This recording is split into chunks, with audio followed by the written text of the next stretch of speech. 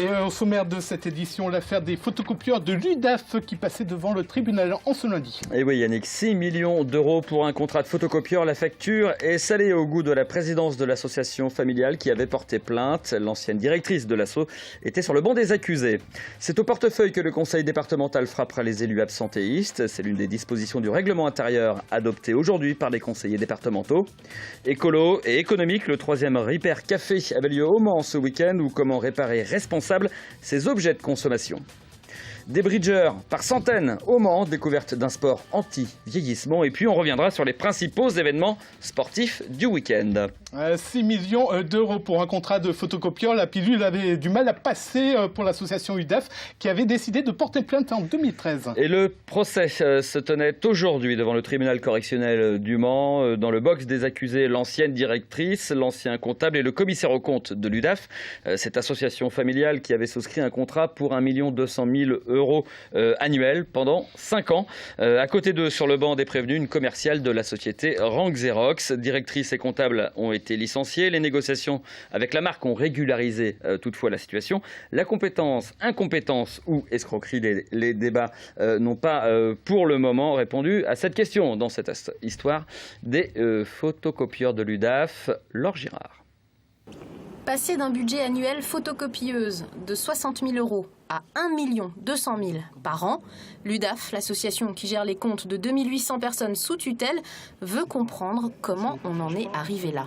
Dans le procès actuel, j'espérais avoir quelques éclaircissements, je ne sais pas si elle en aura, mais j'aimerais comprendre comment des personnes censées ont pu signer de tels contrats sans en référer au conseil d'administration, sans demander conseil, sans aimer quoi que ce soit. Je suis un peu étonné des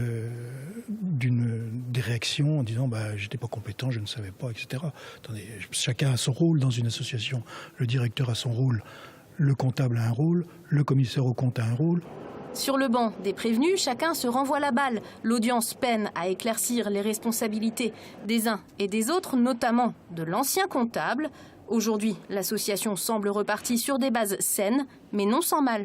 Actuellement, l'UDAF, compte tenu de son renouvellement de direction et de comptable, va bien, sans empêcher qu'il y a des cicatrices qui seront longues à fermer, cicatrices financières, parce que de telles erreurs coûtent très cher en frais de toutes sortes, les frais de justice, la justice n'est pas gratuite, et les frais et les cicatrices à fermer, ce sera aussi que tous les salariés aient de nouveau soient au calme, puisqu'ils ont quand même vécu une période où ils ne savaient pas si leur emploi serait maintenu ou pas maintenu. L'UDAF demande 350 000 euros de dommages et intérêts pour supporter, entre autres, les frais de justice. Michael, si les élus du conseil départemental ne siègent pas, ils vont devoir payer. Et oui, c'est l'une des dispositions du règlement intérieur votée à l'unanimité ce lundi matin par les élus. Le principe de la sanction financière en cas d'absentéisme a été donc acté. De quoi réduire de près d'un tiers les indemnités des conseillers départementaux absents. Les conseillers départementaux devront être assidus sous peine de sanctions financières. C'est l'article 53 du règlement intérieur qui le dit. Si un conseiller est absent d'un quart des sessions plénières et des commissions où il doit normalement siéger, il verra son indemnité d'élu réduite de 30%. Une disposition du règlement intérieur qui existait déjà mais qui n'a jamais vraiment été appliquée et sur laquelle le président du conseil départemental a voulu mettre l'accent. Je pense que c'est important dans le contexte actuel de rappeler que nous avons le devoir d'être rigoureux, à la fois parce que le mandat qui nous a été confié est un mandat important, qui va nous demander beaucoup d'actions sur le territoire. La situation n'est pas facile et ça me semble essentiel de montrer tout de suite à l'ensemble des élus qu'il ne s'agira pas de manquer, parce qu'en manquant, eh bien, il y aura des sanctions. La rémunération des élus est en rapport avec leurs fonctions au sein de l'Assemblée. Près de 1 900 euros net pour un simple conseiller départemental, un peu plus de 2 000 euros pour un membre de commission.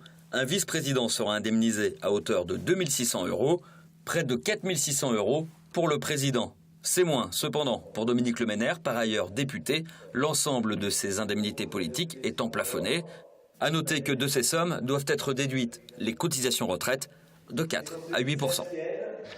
Les Repair Cafés se multiplient actuellement dans l'agglomération. Le 3e du genre était organisé d'ailleurs au Mans samedi. Écologique et économique, c'est le principe de ces rendez-vous où chacun peut apporter un objet cassé ou défectueux.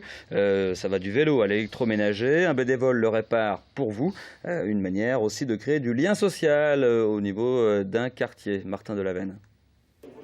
Lucette, Yves ou encore René, ils sont plus de 70 personnes à être venus au 3e Repair Café, salle Henri Barbin.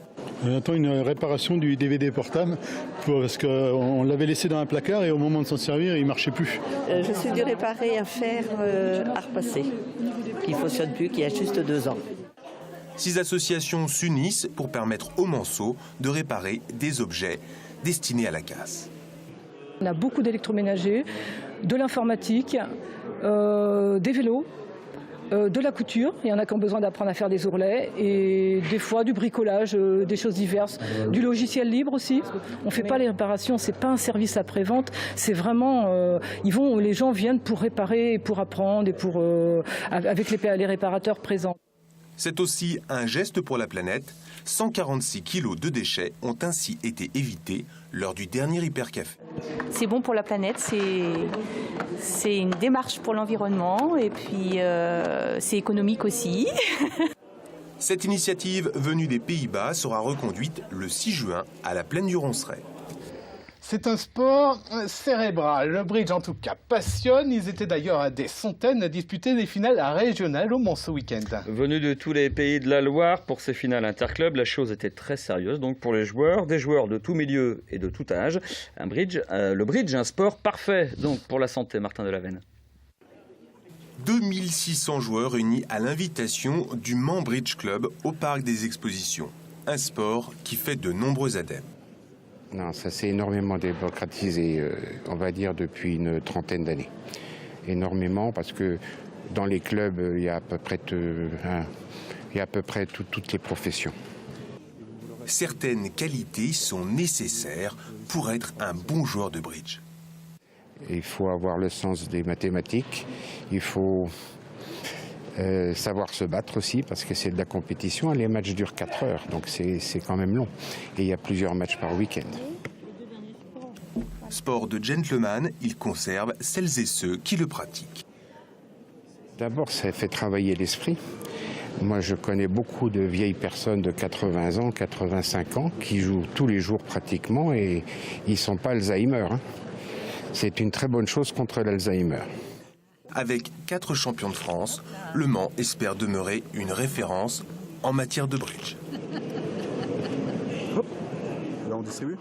Yannick, vous l'avez constaté, les gardiens de but n'étaient pas vraiment à la fête ce week-end. Non, c'est le moins qu'on puisse dire. Allez, c'est ce que vous allez voir dans ce résumé des principaux événements sportifs concoctés donc par vous, Yannick, sur des images d'Amoun Chamsoudine. Une gardienne qui laisse échapper le ballon, puis dans la minute suivante qui se fait lober. Voilà comment les Mancelles se sont inclinés ce dimanche après-midi face à Yzeure 2-1. La réduction du score est signée Thébault en toute fin de rencontre. On a du mal à se mettre en première mi-temps, mais bon, deuxième, voilà. Après, pas de chance. On savait que ça allait être très dur, mais bon. Elle balance tout le temps devant, donc c'est assez difficile de jouer dans ces conditions-là. Bévue énorme également pour le gardien sabolien sur le 3e but de Locminé. Les Sartois arrachent malgré tout le match nul 3-3. Ils se retrouvent 6e de leur poule de CFA2. Mais attention, ils n'ont plus que 4 points d'avance sur le premier relégable. C'est dur parce qu'on enchaîne les contre-performances. Et puis on sait très bien, dans le sport, à un moment donné, quand tu n'as pas cette confiance, ça te réussit moins. Un cercle qui choisit son camp. Voilà à quoi le MSB a dû son salut samedi face à Chalon-sur-Saône. Les Monceaux se sont imposés 68-66 et se sont fait des frayeurs en fin de match alors qu'ils menaient de 18 points à 7 minutes du terme de la rencontre. Les Monceaux réintègrent le top 8, synonyme de play-off. C'est la victoire qui compte, il nous reste 4 matchs. Si on gagne 3 déjà, on va dans les play-offs. On va essayer de gagner 3 matchs sur 4. On peut gagner 4 sur 4, mais avec ce basket, on peut perdre aussi. Prochaine rencontre pour le MSB le mardi 5 mai avec un déplacement à Limoges. On a vu, Mickaël, un entraîneur du MSB plutôt zen. Par contre, l'entraîneur de Châlons, lui, n'a pas mâché ses mots en conférence de presse d'après-match. Eh oui, explication, les espoirs de son équipe ont permis de réduire le score face au MSB. Ils ont mieux joué que les titulaires américains. Grosse colère donc de Jean-Denis Choulet. On l'écoute. En ce moment, j'ai 2-3 peintres en bâtiment qui sont en train de me saccager quelque chose. Et je ne suis pas d'accord avec ça. Ça fait longtemps où on dira que Choulet, ça fait longtemps qu'il n'a pas gueulé comme ça en conférence de presse, mais là, ça commence à monter. Si je dois faire avec des espoirs à la fin de saison, je ferai avec des espoirs. Parce que ceux qui m'ont montré ce soir, c'est eux qui ont envie que le club aille en play-off. C'est pas les autres qui ont envie. J'en ai marre de tout ça, quoi. J'en ai marre. Et ce n'est rien, hein. Pratiquement l'intégralité à découvrir dans Prolongation tout à l'heure à 19h ce lundi. On parle de l'actu vue par vous dans un instant. L'actu vue par vous avec Claire Manceau, coordinatrice de la Maison de l'Europe. On parlera de la fête de l'Europe qui commence demain soir pour se terminer le 12 mai. Au programme, plusieurs ateliers, débats concernant notamment l'immigration en Europe ou alors les droits et Internet en Europe. À suivre la météo de Romuald de Besson. À tout de suite.